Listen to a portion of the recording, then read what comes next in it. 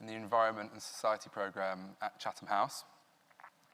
Welcome to this UNFCCC side event, Averting Planetary Peril, convening scientists, policymakers to tackle systemic climate risks. This event is being run in conjunction with Climate Central and the International Science Council. One of our central challenges of climate action is enabling those with power to influence climate policy to engage with complex climate science and evidence when this forms only one of many competing demands on their time. We've come a long way in climate change being accepted as posing significant risks to society, but the complexity of climate change means we're still some way from decision makers being in receipt of the information that illustrates the full extent of their potential future climate impacts. This event will explore examples of work to engage different types of stakeholders with evidence on climate change and will generate best practice examples and lessons learnt. We have a brilliant lineup of speakers, and we're very much looking forward to hearing your questions and debating them. So please do get ready to ask those questions, particularly on the virtual platform where you can post your questions. We'll hear from our first two speakers on my right, have an interim 12-minute Q&A, and then hear from our final three speakers and finish with a 20-minute Q&A. Our first speaker is Dr. Benjamin Strauss, who is CEO and Chief Scientist at Climate Central. Thanks for being with us, Ben. The images from Climate Central displayed on the video at the beginning of the event regarding sea level rise are both captivating and horrifying. Can you tell us how Climate Central's interactive coastal risk maps and photorealistic images of long-term sea level rise are used to engage policymakers regarding climate change risks? Well, thanks so much for having me, for having us. And I'd like to begin with a story. So the image that you're looking at, the artist, Olafur Eliasson, before the Paris COP, took a ship out to Greenland, lassoed a dozen icebergs that had just calved from the ice sheet, tugged them over to Copenhagen, loaded each one on a separate truck, trucked them to Paris, and arranged them in the 12 points of a clock. And he called this piece of art Ice Watch. And you could go throughout the talks to this location outside the Pantheon and watch them slowly melt. And I stumbled across it, and it had a really profound message for me, which is that even when it's warm enough for ice to melt, big ice melts slowly. Very simple, very important in its ramifications, because we've already turned up the world's thermostat by more than 1 degree Celsius, but Greenland and Antarctica and the glaciers have hardly even begun to catch up with that amount of warming. So the images that you just saw, and a few more images that I'm about to show for those who arrived late or those just joining online, illustrate this idea of long-term sea level rise that we're committed to, that we lock into depending on the future path that we take with warming. Right? So the first image I'm going to show is, what if we keep on our current path and head to 3 degrees Celsius warming? And that is our current path when you look out beyond 2100. Or what happens if we limit warming to 1.5 degrees Celsius? And the images show the sea level you get in either of those scenarios after multiple centuries, but we assure that in the near term, depending on, just in the next couple of decades, depending on how much more carbon we put in the atmosphere. So I'm just going to go through them really rapidly. That's right here, 3 degrees, 1.5. We'd still be wet here in the Armadillo with 1.5. A little south in London, Buckingham Palace, 3, 1.5. World's tallest building. The building being built to get taller, toes in the water unless we cut emissions. Bangladesh, Russia, downtown Cape Town,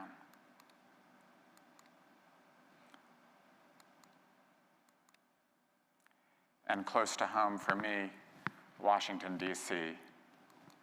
So these places include nations that are high on climate ambition. They include nations that are resistant to climate ambition. We all share the same ocean coming up at our coasts. I feel like this kind of imagery that we use to try and communicate that importance to policymakers, right, has a few important take-home lessons. One, we're very visual, and communicating in pictures when you can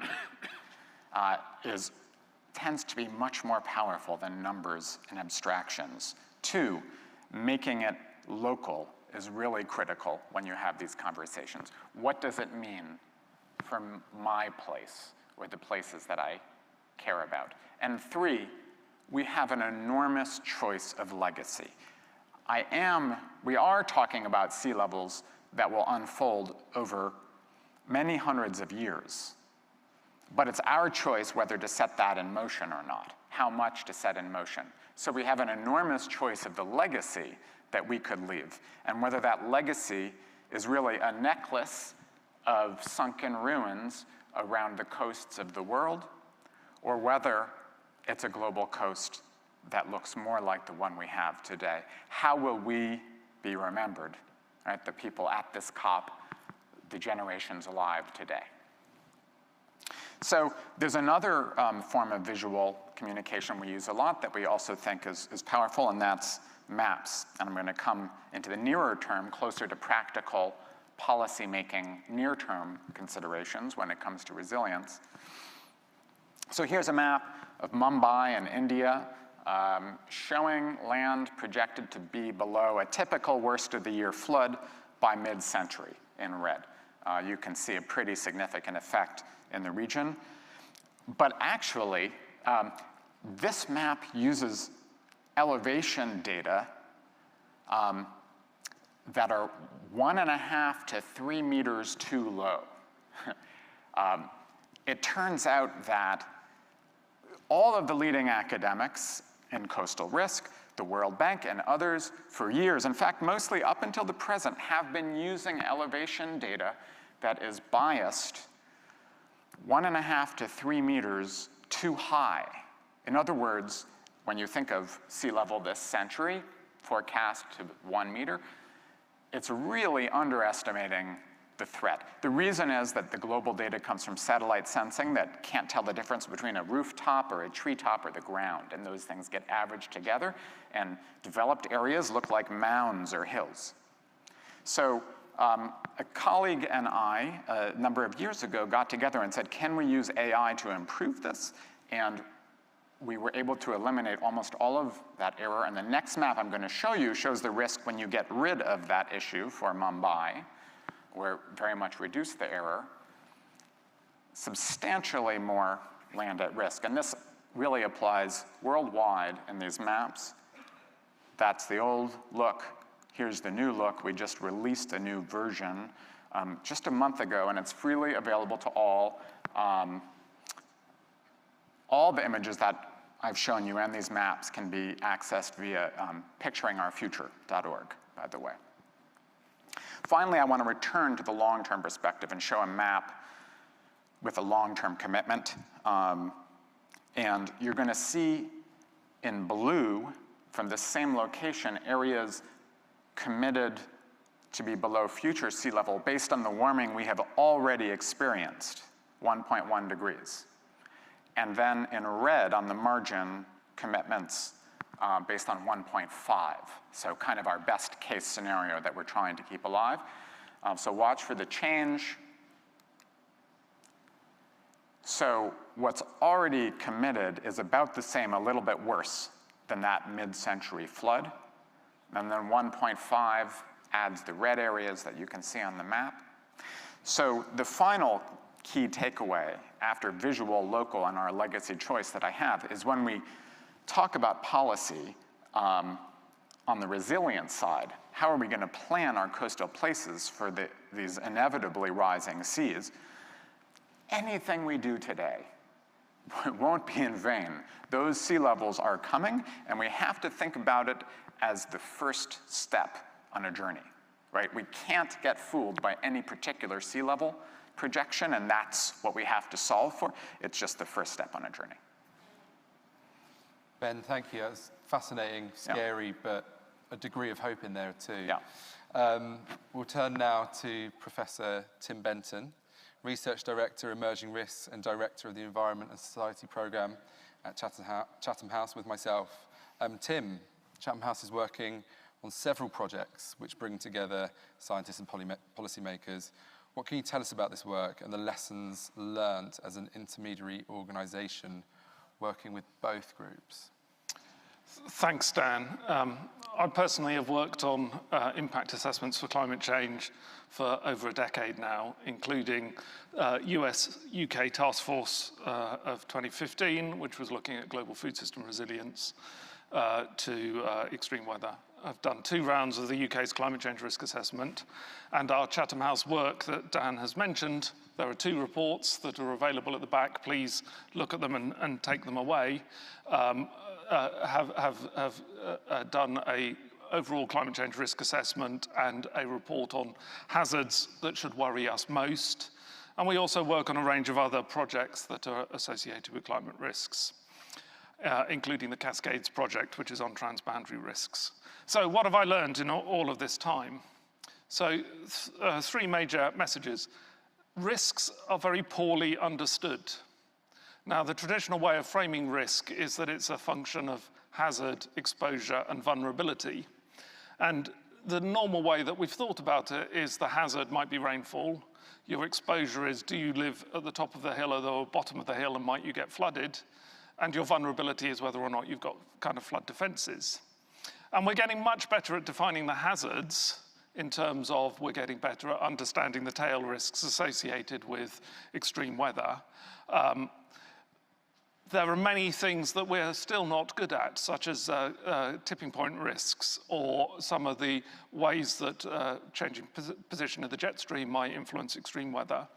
And there are some risks that we absolutely have no potential yet of understanding, including the ecological risks from disrupting ecologies and the way that they may lead to emerging new diseases like COVID perhaps, or pests and disease outbreaks in general. So although our traditional way of thinking about hazards is relatively straightforward, and we think about flood risks, and we think about heat waves, and we think about droughts, the range of risks that we're good at understanding is still relatively small. But in the traditional direct risk sense, exposure and vulnerability are easy. Will you get flooded? Will you get exposed? Can you build your defenses to that? But perhaps the biggest threat to us all in our societies is not the hazards that hit us now in our place, but the hazards that might impact somewhere overseas, and those hazards create risks that cascade across boundaries, across sectors, and so on, because we are all, every single society, is globally embedded in very complex networks that can be disrupted. And when you think about the way that something happening overseas might impact supply chains, those exposure and vulnerability issues are to do much more with, are the goods that you might import, or are your borders secure in the case of people movement or supply chain disruptions? Do you have just-in-time supply chains that increase your exposure to risks? So if something happens to them, everything falls down, and so on. And these, the exposures and vulnerabilities in these complex risks, are deeply, deeply uncertain, and they're socio-economic, cultural, governance issues, and therefore radically uncertain when you look ahead. What will happen to trade? What will happen to the governance of trade? What will happen to the geopolitics and great power politics in the future, and how will they determine our risks? And we're used to thinking about black swan events in terms of saying, well, where are the high impact, low probability risks? But if you think about these cascading risks, I'm an expert in food systems, I can think of literally thousands of ways that we can get a global food crisis from droughts or floods or diseases or impacts on supply chains or port infrastructure or, whatever. If we focus only on black swan events, but there are 1,000 ways that a low likelihood event could impact on our food system, then actually what you have in any arbitrary time period is quite a high risk of something happening rather than a low risk, our traditional way of thinking about black swans. And actually that puts the focus on us building resilience rather than trying to pinpoint and quantify a particular hazard and how it might cascade through our systems. So that's message number one. Message number two is that people are unwilling to act given the sorts of uncertainties I'm talking about. Theoretical approaches means that we are kind of hardwired to be more likely to act if we know when something will happen rather than the magnitude of the event. So if the timing of something happening is 20, 30, 40 years or sometimes a century ahead, there is very little impetus for us psychologically to act on those risks. Whereas if we knew something was going to happen in 2031, we are much more attuned psychologically to deal with that. Quantification of risks acts as a spur to action, but many of the risks that are really going to be impactful are unquantifiable at the moment. The sorts of cascading risks I'm talking about, or ecological risks, pandemic risks, and so on. What are easy to quantify are the, in a sense, conservative risks. The way that the global climate might change, we're very good. We can understand what will give us a 1.5 degrees. We can't yet understand what the weather will be like in a 1.5 degree world because we aren't yet capable of predicting the tipping points or predicting the way that the jet stream will respond. So our risks that we can quantify tend to be the smaller risks. And those are frightening enough, but we have to get real about the reality of the magnitude of risks. My third point is that a well-told story can be much more actionable than a complex quantitative analysis. Decision makers, as Ben has alluded to, respond to key things relevant to them and their context, whether it's geography or their policy domain or their sector.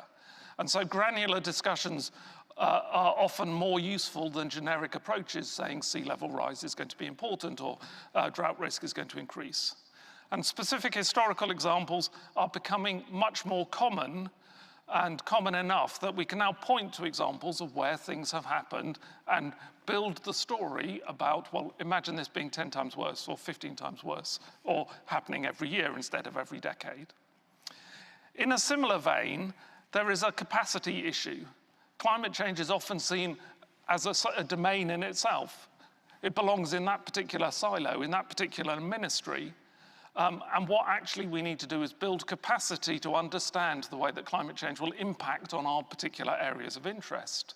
And that means mainstreaming climate change into decision-making in all aspects of our society and our economies.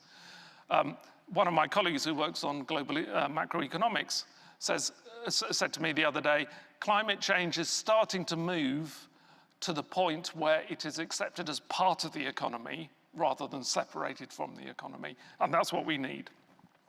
And an important approach, I think, is to use narrative scenarios for stress testing, develop particularly for compounding and cascading risks, a plausible set of circumstances that you can say to a decision maker, given that this might happen, what would be your institutional response to this set of risks? It is important also to recognize that the perception of risks is often as important as the risks themselves.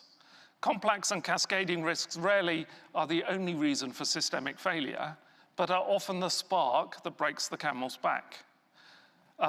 Just as an example, if you think about what happened in the food price spike of 2010, it's created the conditions for the Arab Spring and the geopolitical reconfiguration of the Middle East. But that was because the food price rises caused by climate were on top of already destabilizing economies with failing governance. Understanding systemic fragility better opens minds to recognizing the reality of risks and the way that they can impact. So in summary, we cannot quantify our way into proper risk management, and that's something that's often frightening to scientists, because we will always be behind the curve, and radical uncertainty means we cannot hope to predict all the ways that climate will create hazards and the way they impact. But we can talk our way into proper risk management and build capacity to understand the radical inherent uncertainty. And stories and context-specific examples are really powerful, as Ben's pictures are, in engaging with decision makers. Thank you, Dan. Thanks very much, Tim. Again, some incredibly fascinating insights. We'd like to now turn to the audience. If you have a question, please do raise your hand. Yes, the lady at the front. If you wouldn't mind either moving to the microphone here or here, whichever's most convenient to you. If anyone else does have a question, please do put up your hand now, just so I can kind of cue it up in my mind. Okay, brilliant. Thank you. And anyone not on the virtual platform, please do post your questions and I'll try and get to you. Please, if you could just say your name and your affiliation as well, if that's possible. Susan Roeth, Heriot-Watt University. In 2004, second edition 2009, I wrote a book with David Crichton on adapting buildings and cities for climate change. And we clearly mapped out that there were certain building types, the very high, tall glass towers, that in 1990, if you look at Sheikh Zayed Road in Dubai, there wasn't a single building like that on it. There were 3 buildings on Sheikh Zayed. In 30 years, we've gone to this great big forest of tall glass towers. And these are the most toxic and polluting structures on the planet. And when people talk about 40% of energy is used in buildings for, say, electricity, for heating, cooling, and air conditioning buildings, it's only used by 2% of the buildings on the planet. So those 2% are polluting the climate and driving discomfort, extreme weather events for the 98% of the people on the planet. So I gave a paper on comfort justice. You know, why does the world allow this? We knew this was happening, we predicted it, we said it again and again, and nothing is done about it. These climate toxic structures are still allowed, just like the great big SUVs are. So it's not a matter of not knowing, it's a matter of not doing anything about it. Thank you very much. I will direct that question first to Ben. Maybe my prerogative as chair, I'll just add on to it, that maybe there needs to be a degree to which the risks and potential impacts of climate change are also related to consumption. Would you say that's fair, in the consumption of energy and that interrelated nature? Okay. Ben, would you like to? Well, I think, you know, an important point actually comes from what Professor Lenton just said earlier, which is we need to be integrating climate thinking into everything. And I think that there's an easy tendency for everyone to be involved in their particular project and not put it in that context. So, yeah, look, I think this isn't where you might think this goes, but in the Bible, there's the story of Noah's flood, which actually probably connects to an actual sea level rise that happened historically out of a natural climate warming. But the next story is the Tower of Babel. And I think the Tower of Babel is the first climate crime, or you can read it that way. People built a tower that was too high.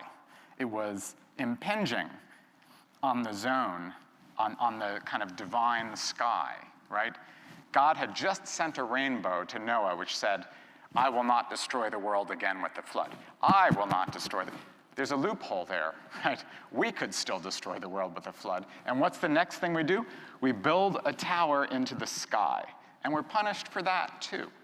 And I think we would actually do well to tie back to some of that old wisdom as we build these increasingly, wasteful and polluting structures high into the sky. It's messing with the sky is the wrong thing to do, directly or metaphorically. Great, thank you very much, Ben. I'll come to you in a second. Yes, please, sir, if you'd like to step forward to the microphone. Larry Moffitt. I'm with the Press Club Brussels Europe and also with the citizen movement Rise for Climate Belgium.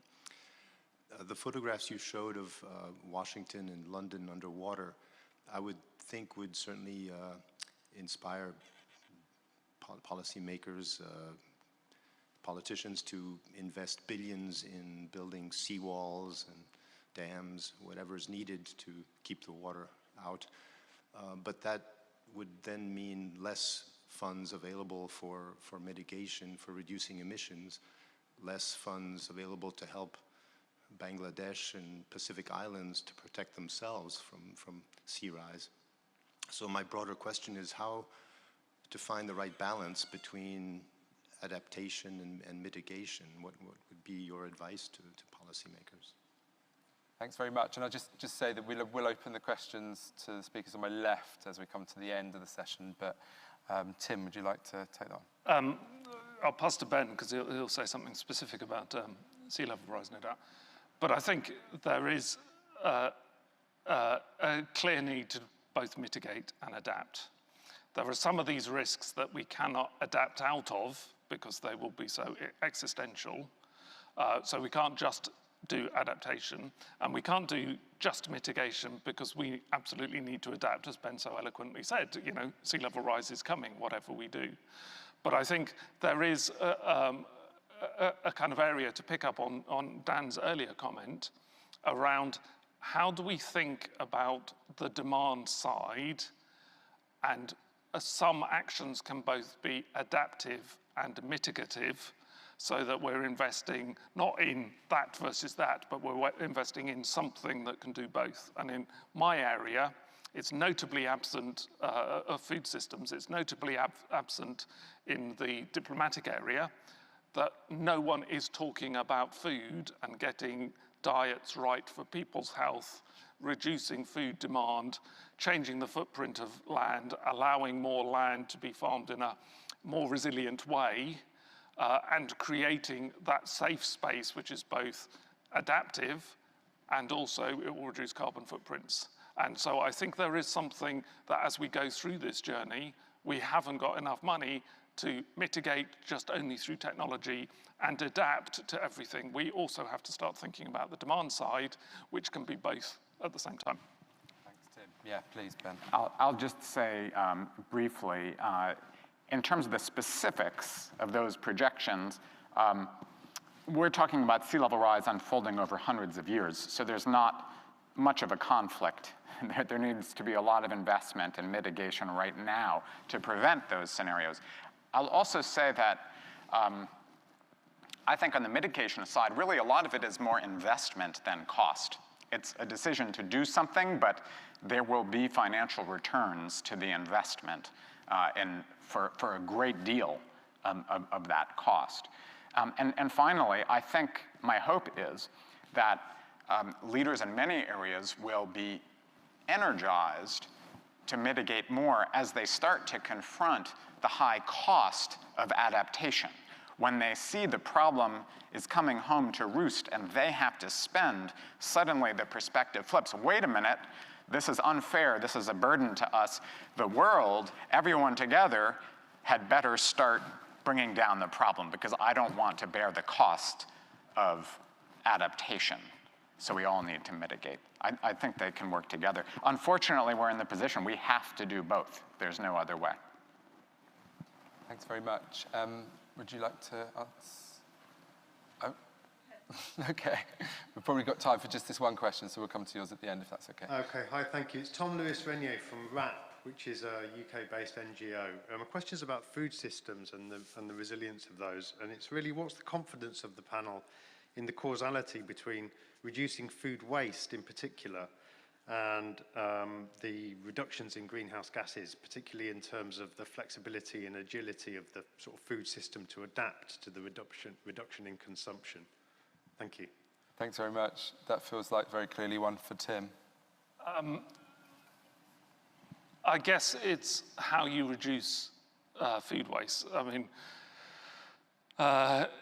part of the challenge, and I'll tell you an anecdote about my past history. I once addressed G20 around issues to do with food waste, and I said to the ministers there and the chief scientists there, if you could wave a magic wand and get rid of the 30% of food that's wasted, would you tell your farmers to produce less food? And the answer was no, we would use it for something else. So it depends on what the something else is and whether or not it's a silver bullet. My own personal feeling is that food waste is a side effect of a deeply dysfunctional system, that for many people food is so cheap it's economically rational to waste, and it's partly so cheap because it externalizes the environmental impacts. And the only way to transform the food system is to get that into the kind of right place, and that in itself, if we valued food in the way that it impacts on our health and environment, if we internalize the externalities, food would have a different value to us and would perhaps be less willing to waste it, and then we wouldn't have the same problems that we currently have. I don't think just by saying we'll deal with waste in this way, it will solve any of the problems that are really deep-seated to the food system. Brilliant. Thank you both very much. We'll now move on. So we're going to turn to Regina Rodriguez, who is Professor of Physical Oceanography at the Federal University of Santa Catarina. Regina, your project, My Climate Risk, seeks to make climate information meaningful at the local scale. Can you tell us a little about the project, how you achieved this goal of localizing climate threats, and why that's so important? Okay, so My Climate Risk is a new activity of the World Climate Research Program within the World Meteorological Organization, and aims to develop a bottom-up approach to regional climate risk, which starts from the local decision context and enables relevant climate information to be brought into that context. This perspective completely inverts the construction of climate information from the traditional scientific paradigm and focus on dealing with local reality, the importance of simplicity and local empowerment. So we know that to reduce risks and increase resilience, we needed a good adaptation plan. For instance, the energy provider of my state in southern Brazil needs accurate projection of rainfall, since most of energy comes from hydroelectric. However, the confidence in long-term projections of rainfall for southern Brazil is very low. Some models projecting an increase, while some decrease or no change in rainfall. Unless we can give some degree of certainty, decision makers will generally resort to the do-nothing option. If we involve the stakeholders from the beginning, we will learn that for this particular case, the problem is a drier climate for the hydroelectrics, right? So we can use only those models outputs that project a decrease in rainfall, minimizing the uncertainty. For the case of urban planning of a hilly city, we can use projections of increasing rainfall, because in this case, it would be a landslide problem with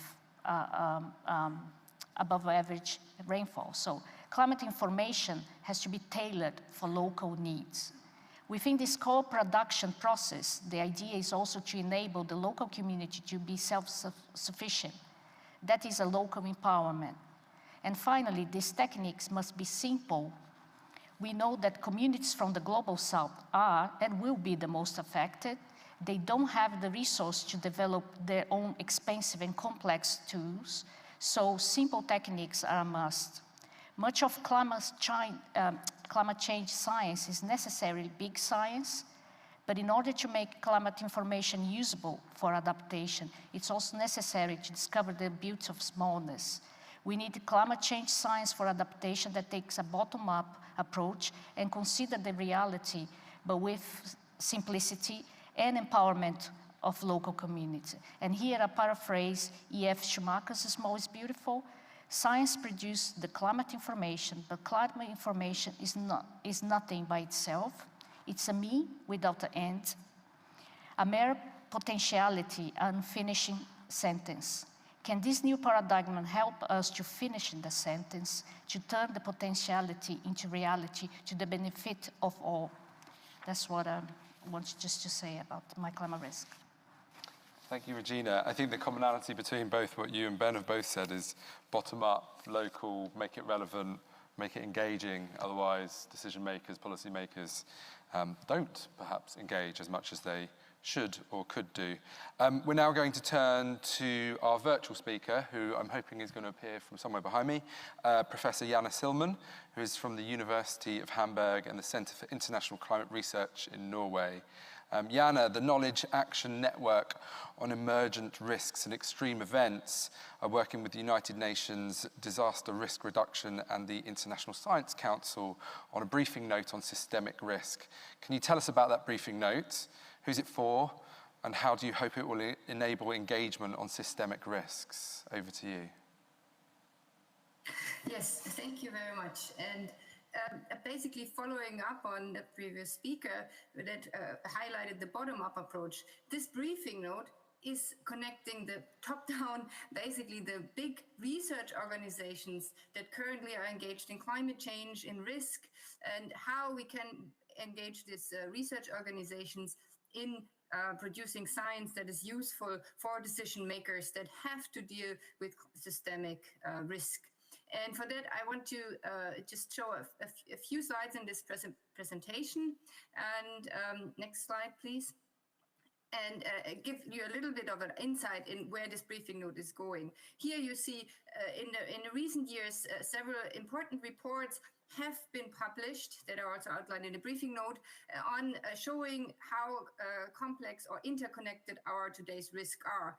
And for instance, here from the World Economic Forum has already since 2016, and here this is from 2019, shown that climate change is one of the top risks perceived by governments, NGOs, industry. And also it is deeply interconnected with other risks, like for instance, diseases and economic risk, failure of crop, for instance. Next slide. So what we also have to know is, next slide, please, that, oh, I don't see that, that 90% from our, what the United Nations Disaster Risk Reduction report in 2015 has shown in its 20-year review is that 90% of all disasters are weather-related. And in a lot of regions where those are most prominent, those are the most vulnerable regions. And but we also see from our science perspective that there is the most difficult to collect data. And especially now we made many progress with collecting more weather and climate data for analyzing extremes and attributing those to human-induced climate change. We still lack information about the impacts, like how are weather-related extremes connected, for instance, to heat-related mortality in Africa or other countries. Next slide. What we also have to be aware of is that weather-related hazards, they're not just single things like a flood or heat. These are interconnected. Next slide, please. Yeah, these are interconnected with the societal, like with different, of course, climate drivers. There's not only a storm, it's not only wind, there's also humidity, it's circulation. A heat wave is often also temperature and humidity. But what makes a disaster are also the interconnection with the societal drivers, like how we construct our cities, how we manage our forests, how we manage our, for instance, water, and how we design our systems for agriculture and industrial activities. And this kind of interconnectivity, as was already said before, next slide please, was illustrated in one example from the Russian heat wave in 2010, where a mega heat wave and drought basically was cascading through our societal systems, leading also to increases in wheat prices. So that has been, this example has been given by the previous speaker already. So this is one of the prominent examples. And given this complexity, also, next slide, please. This has been taken up by the Intergovernmental Panel on Climate Change, just released the first report on the physical basis of climate change in August. And there we work closely together with Working Group 2 and 3 to further develop the risk framing from not only the hazard perspective to where the exposure and vulnerability, as was outlined before, but also to include the responses, our responses as society to adapt and mitigate to climate change that again cause new risks because of our systems. Next slide, please. Yes, and this has been shown. I mean, systemic risk is what are the systems we're talking about? They can be sectoral connected via different sectors that interact, which is not only the, for instance, health, food, energies, water sectors that can be affected by one single or compounding extreme events, also through temporal connectivities, and a single event or multiple events can have a diverse impact. And spatially, if heat waves occur around the world, we can have multiple breadbasket failures. And we can also have multiple response options that can amplify or dampen the risk of, for instance, a climate extremes happening. And this, now please go to the last slide. This is basically alarms us or shows us that we need to embrace complexity. The new normal is complexity and also uncertainty. That means we can, what previous speaker already said, we cannot measure everything. Of course, we have lots to do still to measure and understand better systemic risk, and also in order to model and, for instance, forecast certain risk. But we also have to embrace the fact that we are not able to model and measure everything. In the briefing note, we highlight just click once more, because the Riskkhan is, one more time, the Riskkhan has put together this briefing note, which is coming out very shortly, where we explain the data needs and the information needs to better understand and govern climate systemic risk. We also give context to how we can govern this in the future. And for that, the governance has to include a system approach. We have to acknowledge system thinking, and that we need to work transdisciplinary. We have data, we have quantitative models, but we have also qualitative, value-based knowledge that needs to be incorporated in the decision making. And the access to knowledge is important, and an active learning process, including all stakeholders that are involved in the system. And the systems, they are complex, as I said, and the briefing note gives an interesting general introduction about what is a system, how we can, how it can be seen. And we hope that with this briefing note, we can engage with the bigger scientific communities that want to engage and want to provide more information. And as previous speaker said, including climate change in every aspect is important, but also embedding climate information in decision contexts is important. And for that, we also need to engage the science. Because if we want to transform our systems to sustainability and resilience towards systemic risk, we need to consider all spheres, the practical, quantitative, the political, as well as the personal sphere. And this is something we all need to better learn in order to tackle systemic risk. Thank you very much. Jana, thank you very much. That was really fascinating. I think a lot of what you're saying really echoes with Tim's points in particular. It would be really interesting in the Q&A if we can pick up a little bit on how you then present that risk, those systemic risks, back to decision makers, because it's just so difficult. We've been grappling with it somewhat at Chatham House as to how you present that complexity in a way that's digestible, but maybe we'll come back to that in the Q&A. We'll now turn to Loretta Hibbert, hopefully I pronounced that correctly, who is Chief of Risk Knowledge, Monitoring and Capacity Development at the United Nations Office for Disaster Risk Reduction. Loretta, why is it important to better integrate disaster risk reduction within climate change risks? And what is UNDRR doing in this regard? Well, thank you very much for the question.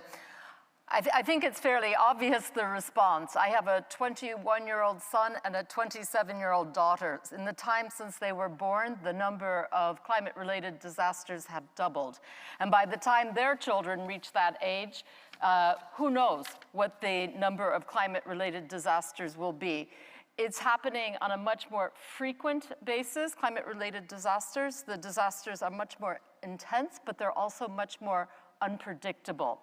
And when we work in countries like the Maldives, they say, yes, we were expecting a typhoon, but we weren't expecting it here, and we were not expecting it at this time. So where these events are occurring and when they are occurring is shifting very quickly. So it becomes extremely difficult for countries to be able to better prepare for and manage climate-related disaster risks. And it's not only the risks that are associated with climate. The other risks that countries face interact with climate change, and they compound the vulnerability. So if we look, for example, at COVID-19, which has led so many more millions of people into poverty, well, this obviously reduces their ability to withstand the impacts of climate change. So it's these interconnected nature of risks and how they compound the vulnerability of populations. And so we really do see a need for a much greater integration of climate change action and disaster risk reduction. And unfortunately, due to a number of different factors, disaster risk reduction and climate change adaptation have been separated, if you will. And if we look at a country level, most of the countries have climate change managed in a different institutional setup than disaster risk management. And I can remember a few years ago when I was regional chief of UNDRR in Asia Pacific, asking our focal points on DRR, how many of them interact with their climate change counterparts, and there was maybe one or two, and they were largely from the Pacific. For the majority of other countries, there was an absolute disconnect there. But of course, we do have parallel global agreements that we're trying to implement, the Sendai Framework and the Paris Agreement, and they have been developed in separate ways, and the implementation has not come together as much as we would hope for. And of course, the schools of thought are also different. Short-term versus long-term impacts, climate versus non-climate related hazards. And another issue which I think is relevant, of course, for this panel is that the practitioners, the academic communities and the scientific communities have not always come together in the manner that I think would be required. But I do think that that's changing, and we are really seeing a shift, an understanding that if we are to get on top of and if we are to reduce climate-related risks, we really need a greater merging of climate change and disaster risk reduction.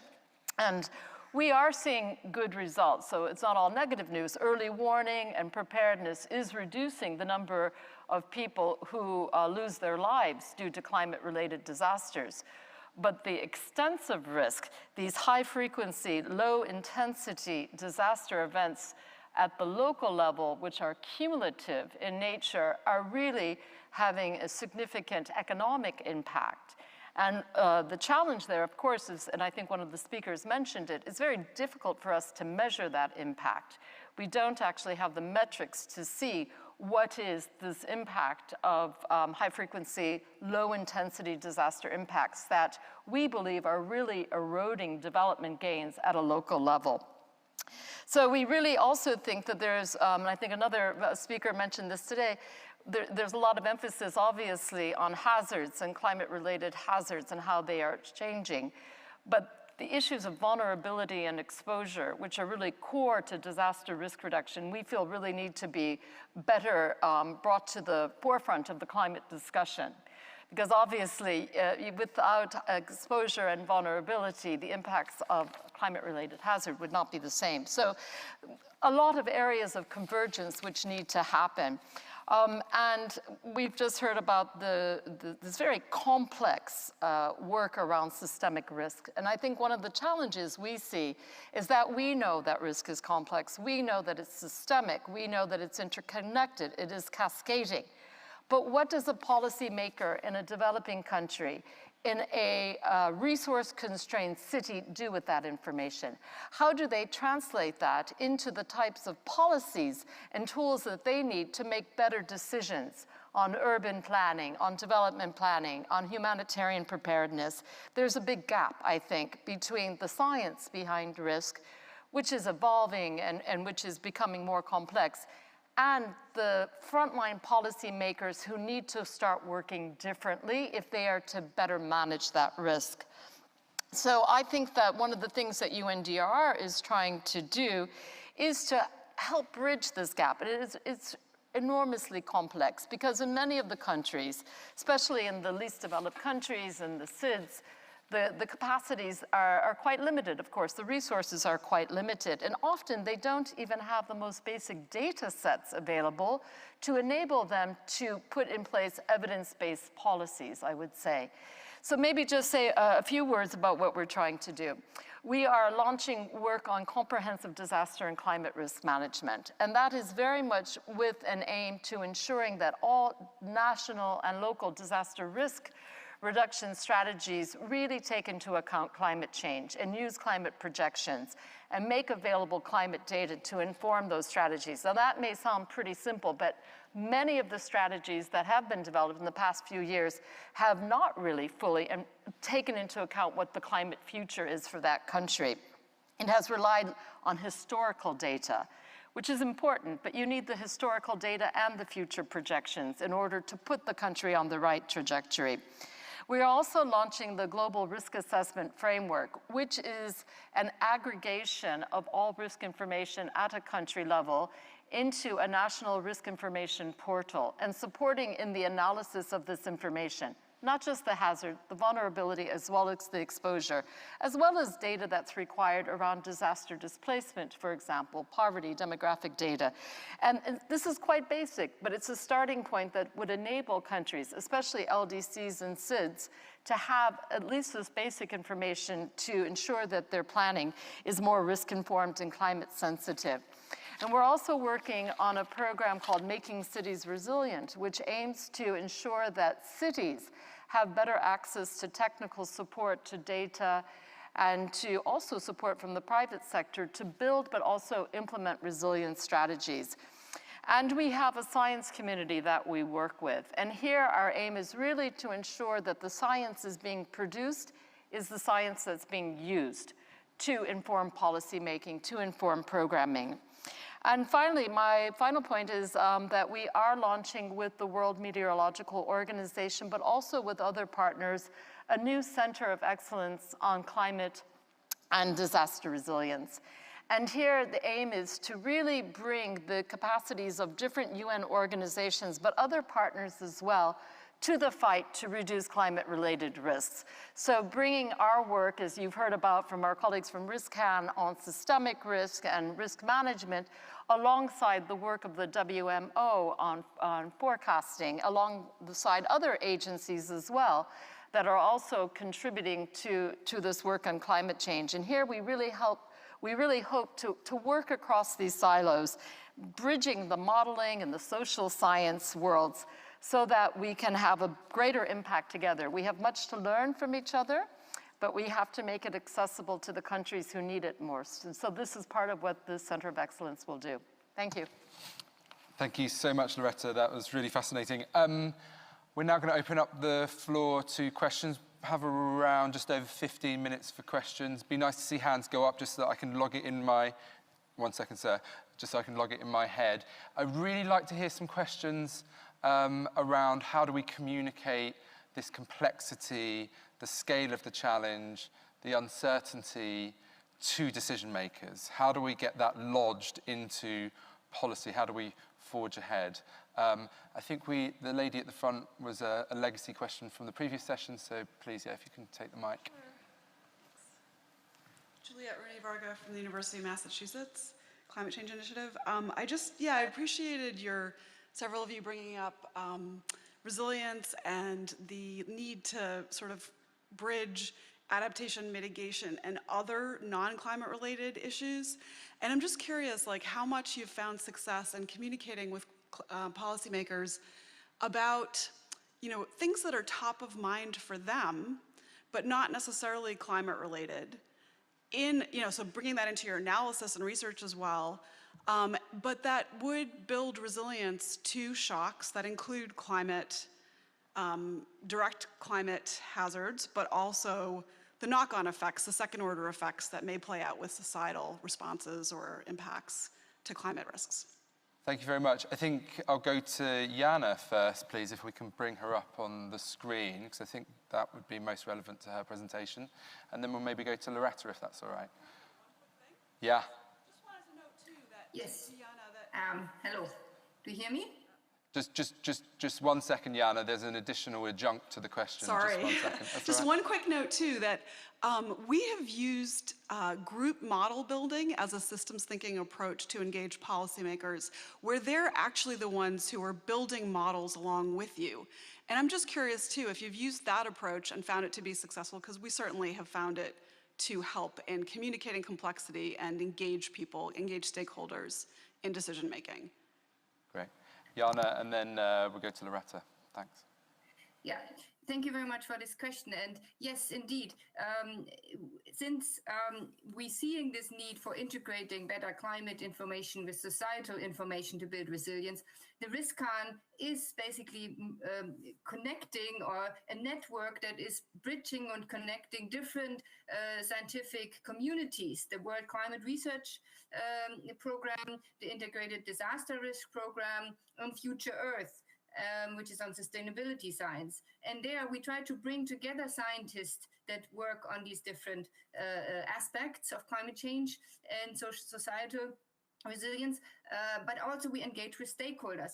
And as you say, and as also Regina, who is on in the WCRP Lighthouse activity on My Climate Risk, we really need to connect this science with the local level, with the stakeholders. And for that, we have a really good example in Norway, which they call Climaton or Hackathon, where they bring together climate scientists with local decision makers, like, for instance, city managers or city governors, city planners, water managers, and different people that are affected by, for instance, a certain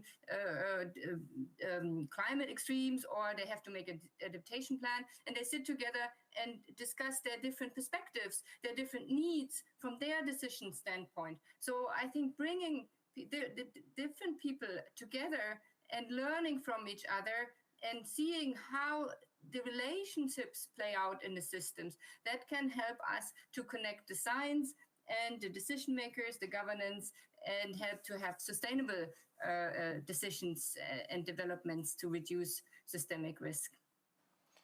Thank you, Yana. Loretta, do you want to add briefly to that?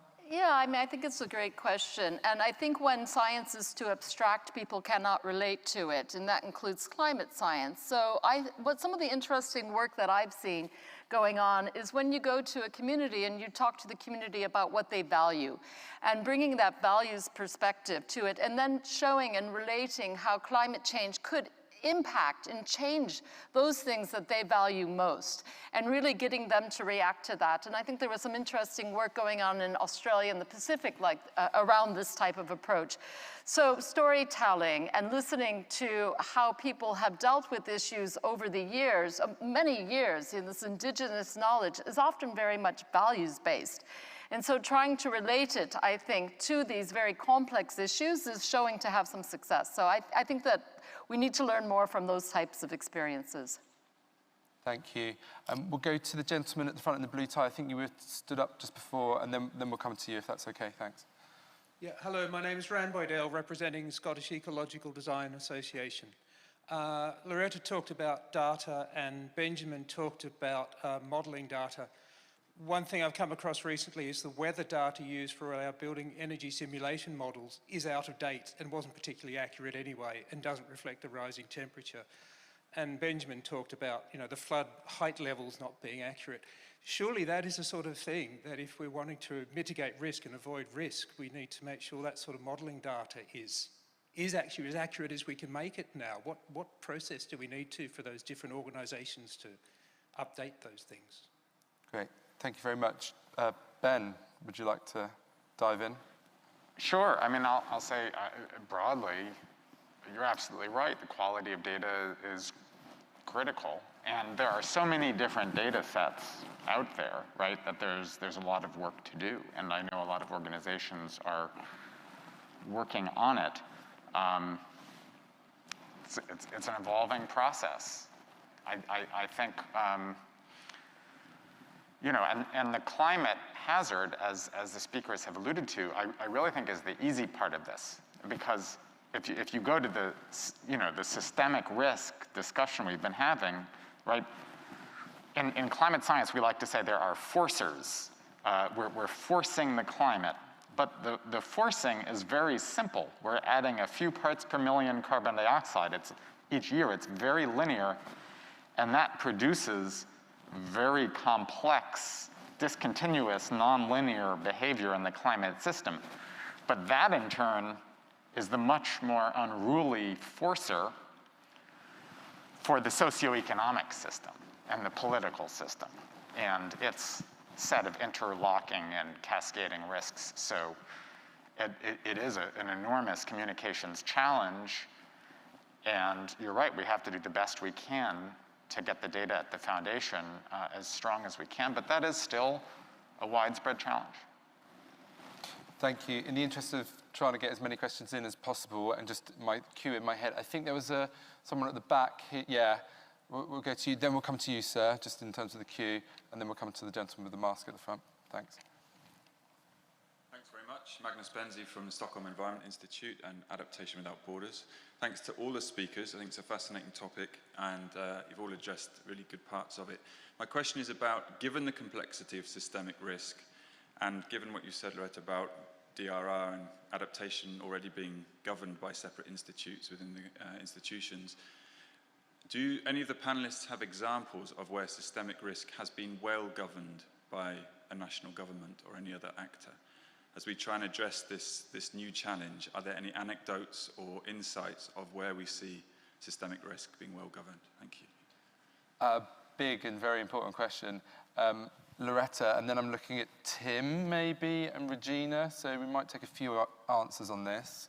So Loretta, do you want to go first? Well, I think it's a fantastic question, but it's a difficult question because systemic risk is evolving constantly, so we can't say it's being well managed. But what I actually see is that there are countries that are really making steps towards integrated approaches. And just give you the examples of the Philippines, which now has a cabinet cluster on climate change adaptation, mitigation, and disaster risk reduction. So really trying to bridge these gaps. And I was on a panel 2 days ago. Colombia is also working in this same way, Malawi. So countries are kind of intuitively coming to the conclusion that they cannot manage this separately. Some of these countries are impeded by legislative processes which have set up these things quite divided. But maybe the one example that I have seen is around COVID, where you have seen so many governments put in place multi-sectoral management processes that really too late, by the way. I mean, it was after the pandemic was in place, but nonetheless, that really was causing multi-sector, bringing together interministerial commissions and other things to manage it, because COVID was a systemic cascading event. So managing it in one single silo wasn't going to work. So our hope is that we will learn the lessons from COVID and maintain these types of multi-sectoral, intergovernmental, but also multi-stakeholder governance mechanisms. Yeah. Great, thank you. We've got just around under 10 minutes left, so I'm just going to take a brief answer from Tim and Regina if you want to come in, and then we'll come to you, sir. So I think in answer to Magnus's question, I would have said COVID as well, but I would have said that COVID shows how far we've got to go. You know, yesterday, Magnus and I were at an event where there was talk about what are the lessons learned from COVID? How can we kind of improve our resilience and make things better? And there was a talk about a kind of 10-year research program to learn the lessons.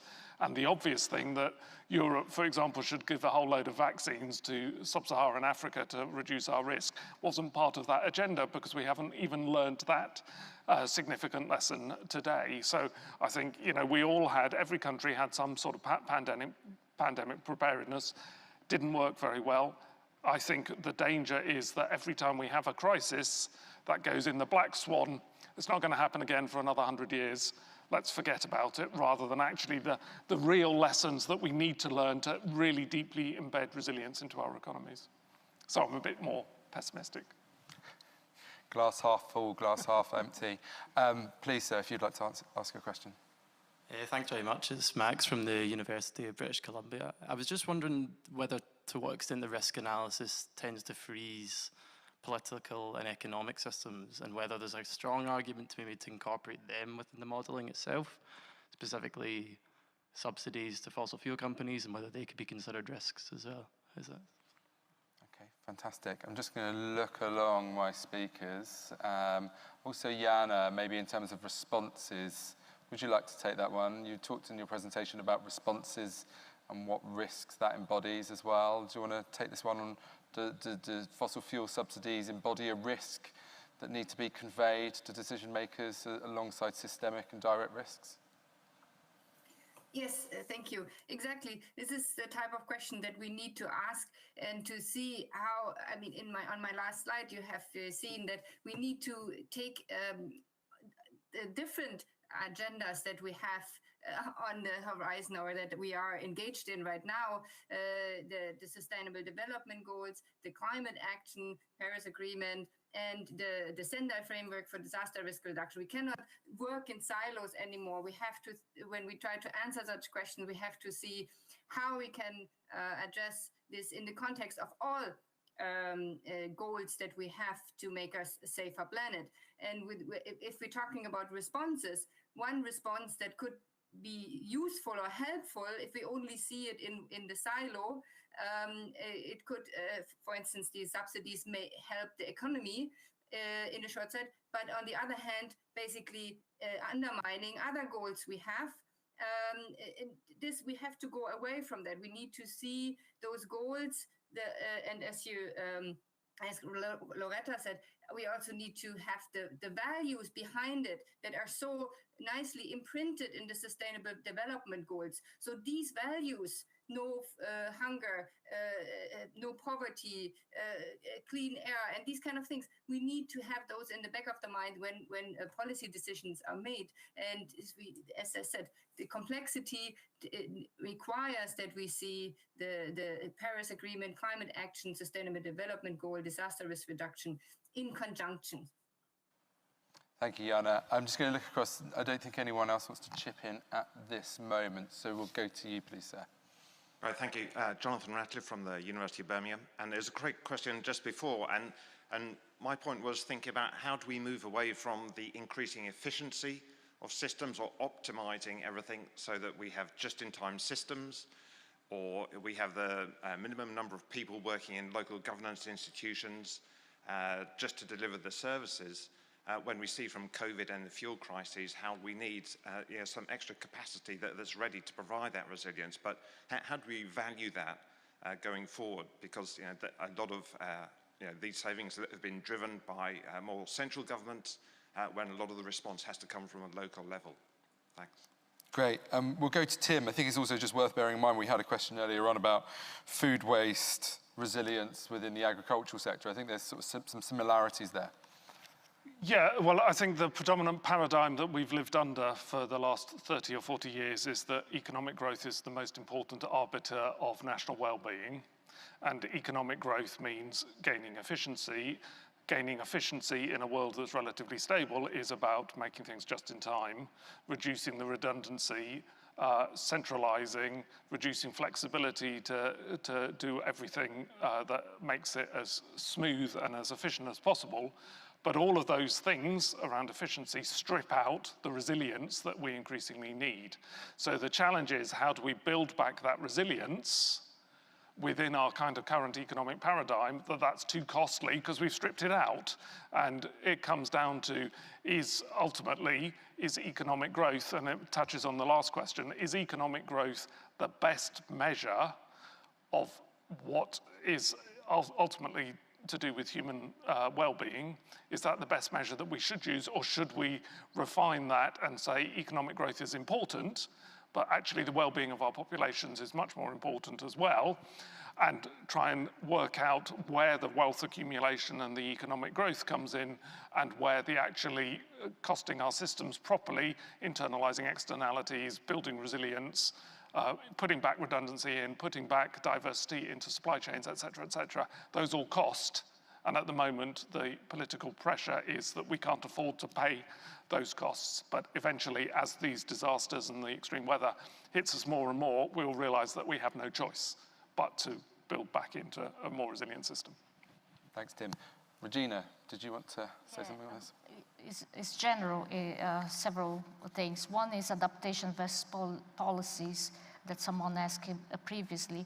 I think a lot of the policies is for adaptation and mitigation. There are co-benefits. So we could look into policies that actually do both, like say mangroves. If you plant them, they capture CO2, so it's mitigation, but they actually protect the coast from storm surge. We started to looking at simple questions. It's complex, yes, it's complex, but what we wanted to do is try to find simple solutions. I think one of the problems also, regards the question which countries are doing okay on this, is that a paper recent published says that there is a lack of a measurement of actually success of adaptation policies. So we don't even know which policies actually that has been done that are successful. So to then actually, this is much more basic and perhaps even simpler, and we don't know, you see. And to bridge this complexity between the uncertainty and the stakeholder, what we are proposing, do the science in a more simpler way, then it will make much easier to bridge this. This is the point that I want to make. So, yes, that's. Thank you very much. We've got just about exactly 3 minutes left. We'll come to you at the front, and then I'm afraid we're probably going to run out of time for questions, so I'm sorry. But please do ask a question. Yeah, thank you so much for the presentation so far. It's been fantastic. My name's Eden. I'm here with the British Columbia Council for International Cooperation. And I'm from Canada, and time and again, I've been very frustrated seeing how policymakers and politicians are more concerned with electability in the next electoral cycle, and that's, I think, a trend across democracies. So how do we work with politicians and policymakers beyond electoral timeframes and cycles? And related to that, how do we depoliticize and depolarize the issue of climate change, which has fallen, along this left-right divide? How do we make sure that all parties are pushing for climate solutions and not just parties on one side of the aisle? Looking along, does anyone want to take this one? Ben, and a concise answer if possible. Yeah, well, it's hard. That's a big problem. And I think that's a big part of the communications challenge that we're all working on. I have no silver bullet there. Our hope is we can appeal a little to legacy, and this is becoming much more salient. So. Brilliant. Tim. So just very briefly, I think my answer to that is not to depoliticize the issue, but to politicize the issue, because I think if we as citizens really raise the ante about this is what we're concerned about, then it makes it an electable proposition. At the moment, what we have is we have people in the bubble who are very concerned, and then a whole lot of the citizenry who are concerned about lifestyle changes, and they don't want that. What we need to do is spread, champion the issues, understand the risks, actually say a transformed economy would be a much better place for our health and well-being, even if not necessarily economically in the way that some people imagine. Thanks, Tim. I've got about 53 seconds to try and summarize a very, very, very diverse conversation. I will attempt this. I think we've talked about making it local, making it relatable, not overly quantifying the importance of systemic risks, the difficulty in conveying those systemic risks, the importance of being bottom-up and top-down at the same time, the importance of including responses as a risk within itself, the importance of breaking down silos of policymakers, disciplines and departments. And I think we've then come back around to the COVID and lessons of COVID. Where is good governance? We can probably look to COVID for some examples of good governance. And then a fascinating end of the conversation, GDP, is it a good measure? And the need to politicize all these systemic and direct risks and force decision makers to take action. And upon that, I think I have to end it. Thank you very much. Really enjoyed all of your participation, really engaged audience. Thank you to all the panelists. Please do ask us questions afterwards. I'm afraid that can't be done on the virtual platform. We do have some reports at the back of the room, so please do take them away, and let's continue the conversation. Thank you all very much for your time.